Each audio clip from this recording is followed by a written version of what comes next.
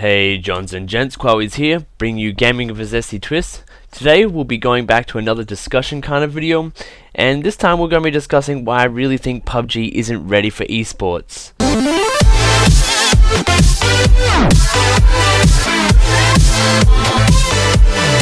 Things that PUBG are doing right to make it an actual esport. Well, the updates are actually for pro players, and I see this a lot in other games like Overwatch, where they make updates and they just want the updates to be welcoming for everyone. They want to please the esports, they want to play casual players, they want to please people who take the game a bit seriously but aren't good enough to be a pro player or anything like that. And it just doesn't work out as well, because obviously people who are pro players, they know how to exploit all the bugs. And you're probably wondering how this relates to PUBG. Well, they've been doing updates for the pro players, not just everyone. Usually the updates which have been implemented in aren't even good for everyone. They're only in there to be good for the pro players. So recently they updated the blue zone, and a lot of people, I think, low skill level are really being, I guess, punished because they're not used to having to get into the zone, and it didn't really matter for everyone. I don't think we had a problem with people sticking out the blue zone and just coming in to try and get 10th. No one really cared about coming 10th if you're just a regular casual player. Everyone wants that chicken dinner, but obviously for pro players they get points for coming up in the top 10 or so position really mattered. And so obviously that blue zone was an update pretty much basically only for pro players. We obviously saw that in the last Invitational, where people were sticking on the blue zone for a long time, and now this update has basically nulled that out a bit so that they have to get inside that zone. So really, I like the way PUBG has been going around their updates, especially with weapons too, that they're making the updates based around the esports, and that's the way it should be. It shouldn't be trying to please everyone. So yeah, that's one thing they're doing right. And the other thing they're doing right is paying for flights and accommodation and making it land. Getting there and risking, flights and accommodation, paying for all that, and then if you go home and you don't even end up winning, it can be a huge blow to obviously your account, because you're trying to make a living off this. Them putting up for flights and accommodation is a great thing for the game. It really does help boost up the esports scene for it. Another thing they're doing great is I've noticed that it wasn't one Invitational, but they did have one nearly after the other one, even though the other one might have, people would say it was a bit of a minor success, even because it had quite a lot of fails in it. But the thing is that they're being consistent with their tournaments, and that shows that they're dedicated to making PUBG an actual esports. Not an esports, I mean an esport. And lastly, another small thing that they're doing really well is that $200,000 prize pool for the Oakland Invitational. It's a really big prize pool for a new tournament coming up, and can only get bigger. So that's really great that they're giving such a big prize pool away. So the title of this is why PUBG isn't ready for esports. So obviously I'm going to go into the points which I think PUBG really need to improve, or they need to change completely to make it being able to esports. And obviously PUBG, or PlayerUnknown's Battlegrounds, could definitely be an esport.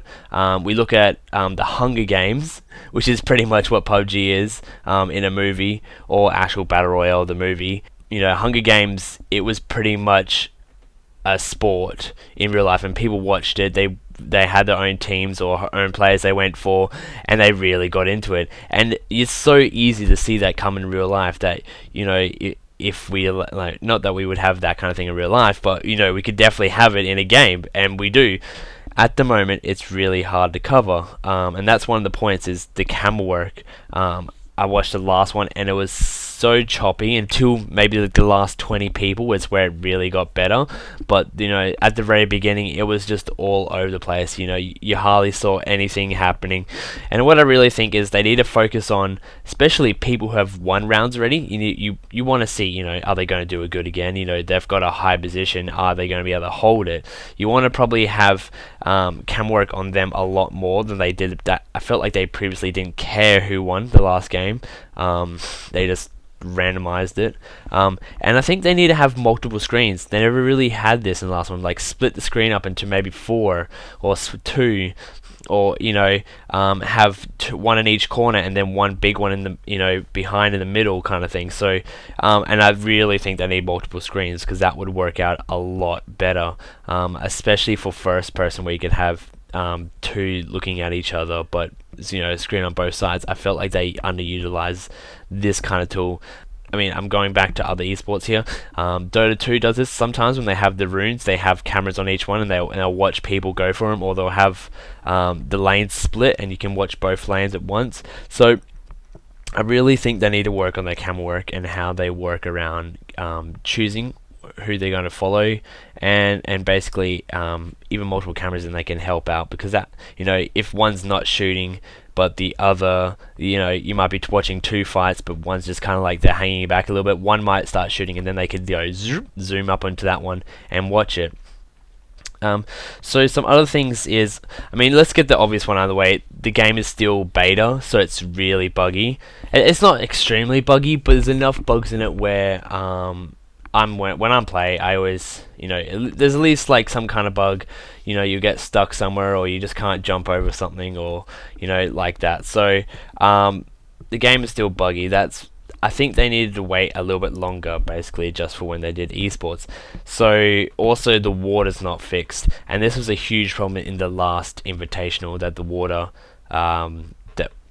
tons of people were just sitting in the water towards this very ending circle, and it was kind of embarrassing to watch because there's just a bunch of people bobbing up and down, and they still haven't fixed this. So I think that's something they need to fix. I think they're probably aware of it, and they're thinking of an actual way to implement it, but I think it would have been good to be implemented maybe before the next Invitational. So the last thing I have here is that there needs to be more rounds. Last time the streams went for a really long time, and you only watched like 3 rounds, and I felt like I end up doing other things in between each round just because how long they took. I think I end up usually having like a solo game where I jumped into school, and I think I was even able to do it like more than once.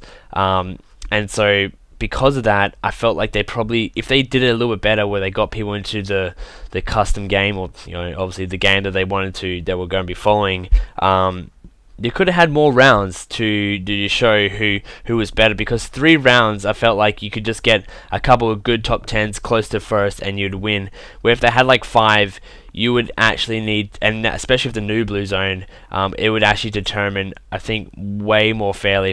I think they could push for 5 rounds here. 5 rounds would be good. 3 just seems a little bit short, where 5 rounds would be at least a perfect, well, maybe not perfect. More is better, but I don't know if they would have time. I think 5 would be a good amount, especially just to determine the actual proper winner, and not just a bit more on luck of getting up there and not getting pushed on or getting the circle or that kind of thing. So I think they just need a bit more rounds. But besides that, I definitely think PUBG could be an esport. A couple more updates, a couple more tweaks to get the game closer to being an esport, and it definitely could be. So do you guys agree with what I'm saying here? If you do, put it down in the comments. If you think they need to do something more, what they could do, put that down in the comments, and just tell me. This is a discussion, guys. Tell me what they could do to make this more of an esport, or do you think it already is an esport? Is it definitely ready right now? Put that down in the comments. And as always, guys, drink a coffee a day and keep that doctor gay. Coffee. I'm sorry.